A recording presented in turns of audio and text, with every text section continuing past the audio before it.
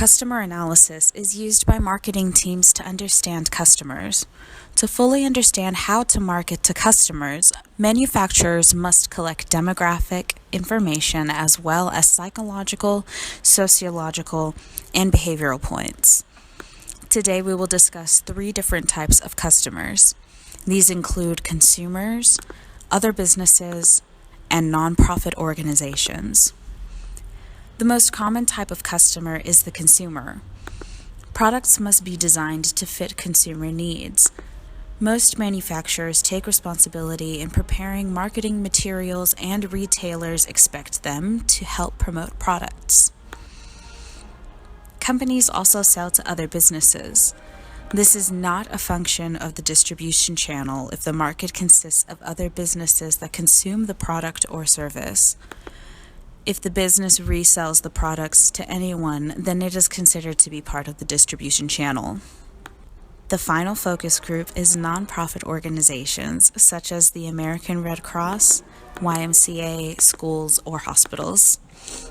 Many of these operations do not have much disposable income to spend on extra goods or services, so your approach as far as advertising to nonprofit businesses will be quite different. Now we have the W's of customer analysis. These include who, where, when, what, and how. Addressing each of the W's will help you analyze customers more effectively and develop better marketing plans. First, we have who. This provides a demographic and psychographic profile of customers. Who are you trying to sell to? An example would be to think of how different it would be to sell to mothers than it would be to sell to teenagers. Where identifies the location or locations in which products are purchased. Where are certain products sold and purchased? Which retail stores are retail items purchased in? Is it normally purchased on sale? These are just a couple questions to consider when addressing the where in the W's of customer analysis. The internet is also another location where a great amount of products are purchased. It is important to note which websites are visited to search for or purchase certain products. When involves determining the most likely times a product will be purchased. For example, candy is sold year-round, but sales increase and spike during holidays such as Halloween, Christmas, Valentine's Day, and Easter. Perhaps one of the more crucial issues is the what. What are people buying? It is important to pay attention to what a product actually delivers instead of simply its attributes. In most cases, rather than the product's attributes, it is the benefits those attributes deliver. For example, the book discusses how no one really knows what chemicals are used in makeup, but they still enjoy the results that makeup gives. Another way to think of it is how not many people know how cars or other automobiles operate, but they do know how they feel when they drive a sleek new convertible off the lot. Consumer buying and decision-making begins to focus on the how of customer analysis. How purchases are made does not just discuss whether products are bought with cash or credit, but it examines the entire buying and decision-making process. The steps include problem recognition, internal and external information searches, evaluation of alternatives, the purchase decision, and post-purchase evaluations. The first step is problem recognition. This has a lot to do with the what noted previously in the presentation. Some questions to consider are what triggers a problem or need. How do you solve this problem? Is it a want or a need? How much are you willing to spend to satisfy the desire?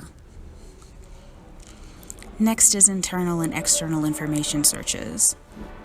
Internal searches explore the ideas of share of mind and share of heart. The book describes share of mind as being measurable by asking customers to name the first 2 or 3 brands that come to mind when a category of a product is suggested, such as toothpaste. Names like Crest, Colgate, or Aquafresh usually come to mind. Share of heart reflects attitudes or feelings toward a company's brand and the customer's willingness to purchase that particular brand. The product may cause a high share of mind because it is a common name, but also it might have a low share of heart because of negative connotations that the brand name carries with it. External information searches bring the questions to the outside world. People may ask family members for advice on purchasing a product or ask for recommendations on the production of a service. When external searches are conducted, it is important to keep in mind how much customers value certain opinions.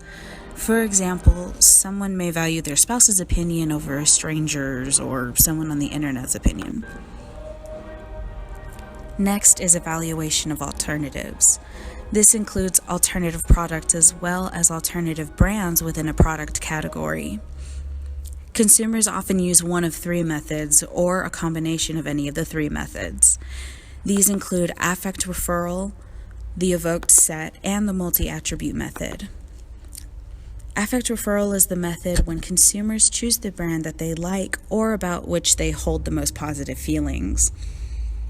Evoked set method models the circumstances in which a consumer chooses a brand from a set of brands that are viewed as acceptable.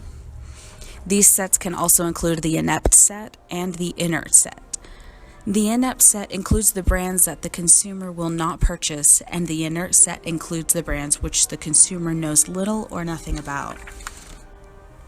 Finally, we have the multi-attribute set, which is the most complex.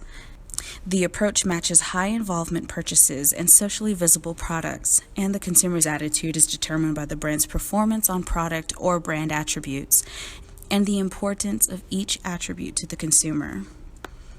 The post-purchase decision is just what you think it is, the decision to purchase a certain brand's product. And several factors can influence what a person buys or does not buy.